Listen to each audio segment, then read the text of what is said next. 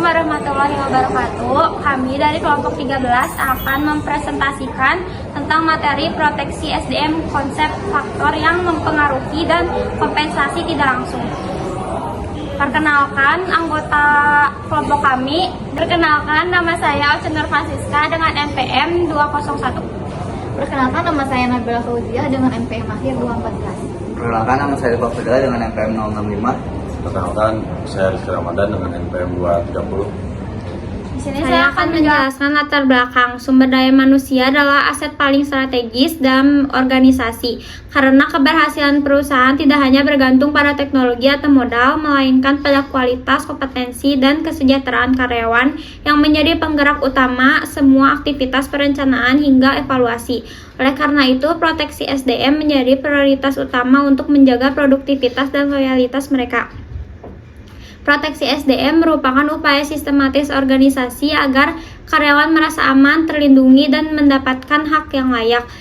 Mencakup keselamatan kerja, kesehatan, kompensasi, jaminan sosial, serta perlindungan hukum di era kerja modern yang penuh resiko seperti kecelakaan, stres, dan konflik. Proteksi ini menciptakan lingkungan yang kondusif, mencegah penurunan kinerja, dan memenuhi tanggung jawab sosial perusahaan terhadap karyawan sebagai individu berhak atas perlakuan adil dan kesejahteraan. Bentuk konkretnya adalah kompensasi langsung seperti gaji dan bonus untuk menghargai kontribusi, serta tidak langsung seperti asuransi, tunjangan kesehatan, fasilitas aman, dan program pensiun untuk perlindungan jangka panjang, yang hasilnya karyawan termotivasi memberikan kontribusi maksimal sehingga organisasi berkelanjutan. Selanjutnya, rumusan masalah. Yang pertama, menjelaskan konsep proteksi SDM. Yang kedua, faktor apa saja yang mempengaruhi proteksi SDM. Yang ketiga, apa bentuk kompensasi tidak langsung dalam konteks proteksi SDM. Yang terakhir, bagaimana pengaruh penerapan proteksi SDM terhadap motivasi dan kinerja karyawan dalam organisasi. Selanjutnya, untuk tujuan proteksi SDM ini diperlukan untuk menciptakan kondisi kerja yang aman dan kondusif. Ketika karyawan merasa dilindungi oleh perusahaan, mereka akan bekerja dengan lebih fokus dan memiliki komitmen yang tinggi. Perlindungan yang baik juga dapat mengurangi tingkat absensi dan turnover karyawan sehingga stabilitas organisasi dapat terjaga. Selanjutnya di sini ada definisi proteksi SDM. Definisi proteksi sumber daya manusia atau SDM adalah seluruh kebijakan, program, dan tindakan yang dirancang oleh organisasi untuk melindungi karyawan dari berbagai risiko kerja, baik yang bersifat fisik, mental, maupun sosial. Proteksi ini bertujuan untuk melindungi keselamatan, kesehatan, serta kesejahteraan tenaga kerja agar karyawan dapat menjalankan tugasnya secara efektif dan produktif. Selain itu, proteksi SDM juga dimaksudkan untuk membangun rasa aman dan kepercayaan antara karyawan dan pihak manajemen melalui penerapan standar keselamatan kerja, jaminan sosial, serta lingkungan kerja yang kondusif. Lalu di sini ada pentingnya proteksi SDM dalam organisasi. Yang pertama ada menjamin ketiga atau keselamatan dan kesehatan kerja, yaitu mencegah kecelakaan dan penyakit kerja, menurunkan absensi, dan meningkatkan produktivitas. Yang kedua ada meningkatkan kinerja, yaitu lingkungan kerja yang aman dan nyaman membuat karyawan lebih fokus, efisien, dan termotivasi. Yang ketiga ada meningkatkan loyalitas, yaitu karyawan merasa dihargai sehingga kepuasan kerja dan loyalitas meningkat. Yang keempat ada kepatuhan hukum dan etika, yaitu sesuai dengan Undang-Undang Nomor 13 Tahun 2003 serta mencerminkan nilai kemanusiaan. Dan yang terakhir ada meningkatkan citra perusahaan, yaitu membangun kepercayaan publik, investor, dan juga calon tenaga kerja. Lanjut di sini ada prinsip-prinsip proteksi SDM.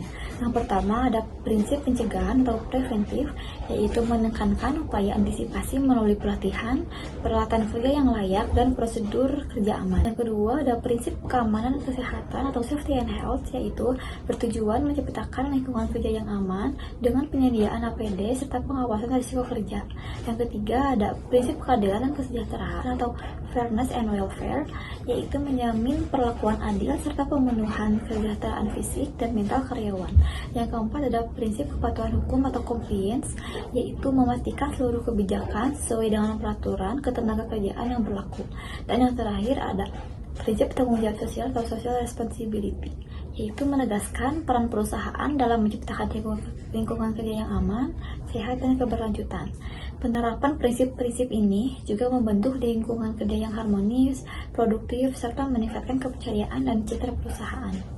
Dengan menjalankan kelima prinsip tersebut, organisasi dapat membangun lingkungan kerja yang lebih aman, harmonis, dan juga produktif. Hal ini juga memperkuat kepercayaan karyawan serta memberikan dampak positif terhadap perkembangan dan citra perusahaan secara keseluruhan. Selanjutnya ada faktor-faktor yang mempengaruhi proteksi SDM. Yang pertama ada faktor internal.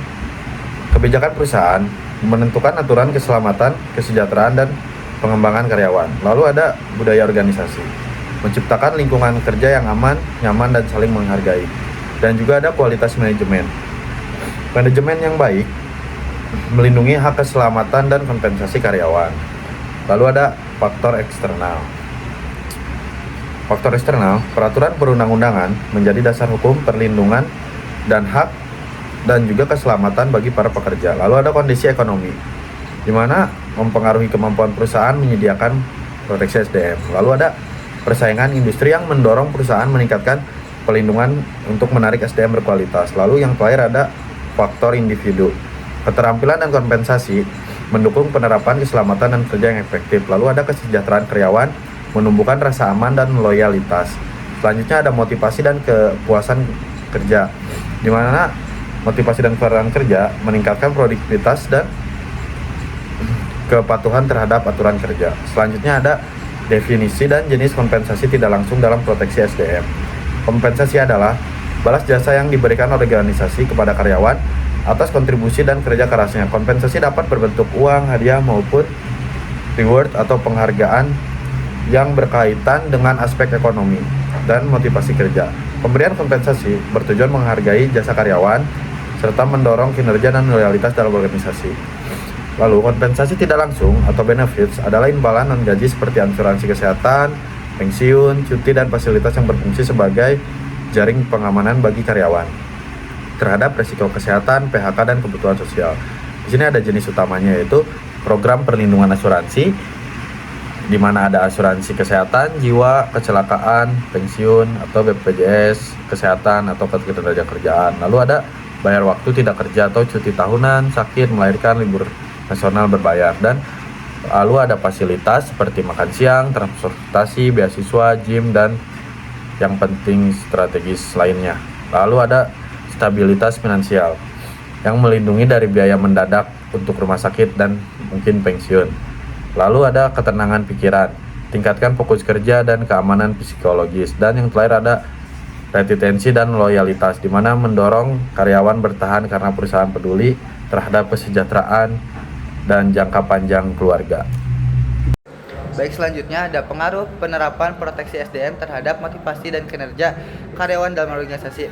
Nah, pengaruh proteksi SDM terhadap motivasi karyawan yaitu proteksi SDM, jaminan kesehatan, keselamatan kerja, kepastian status, meningkatkan motivasi dengan yang pertama ada mengurangi kecemasan, yaitu karyawan fokus kerja tanpa takut risiko kecelakaan, PHK, ataupun ketidakpastian masa depan. Yang kedua, ada memenuhi kebutuhan dasar, yaitu menciptakan rasa aman, pengakuan, dan kepercayaan pada organisasi. Yang ketiga, ada hasil positif, yaitu tingkatan kepuasan kerja, loyalitas, komitmen, semangat kerja, dan juga kontribusi ekstra. Nah, selanjutnya ada pengaruh proteksi SDM terhadap kinerja karyawan. Proteksi SDM, perlindungan memadai ini meningkatkan kinerja melalui yang pertama, lingkungan kondusif, yaitu menciptakan kerja efektif, aman, adil, tingkatan kualitas, kuantitas, ketepatan, dan juga tanggung jawab. Nah, yang kedua ada hubungan timbal balik, yaitu karyawan balas budi organisasi dengan komitmen, kedisiplinan, dan juga kinerja lebih baik. Nah, yang ketiga ada manfaat jangka panjang, yaitu kurangi absensi, hemat biaya kepada pelatihan, jaga kontinuitas dan produktivitas organisasi. Baik, selanjutnya ada hubungan proteksi SDM, yaitu motivasi dan kinerja karyawan. Nah, di sini tuh ada proteksi SDM, motivasi, dan kinerja saling berkaitan. Yang pertama ada fondasi Selanjutnya ada motivasi kinerja, yaitu proteksi ciptakan rasa aman atau keadilan. Tingkatan motivasi tingkatkan perilaku positif dan kinerja. Yang kedua ada dampak pengabaian, yaitu turun motivasi atau kepuasan, menunjuk kinerja, konflik absensi atau turnover yang tinggi. Nah, yang ketiga ada kesimpulan, yaitu proteksi SDM ini adalah investasi jangka panjang untuk keberlangsungan organisasi. Selanjutnya ada implementasi penerapan proteksi SDM bagi organisasi. Penerapan efektif menghasilkan, yaitu yang pertama ada komitmen organisasi, yaitu apa sih komitmen organisasi itu? Itu kebijakan adil, konsisten, mudah diakses atau dipahami, dievaluasi berkala sesuai kebutuhan. Yang kedua ada budaya kerja positif terhadap lingkungan, aman atau keadilan, karyawan optimal, kontribusi keberlanjutan untuk tujuan organisasi.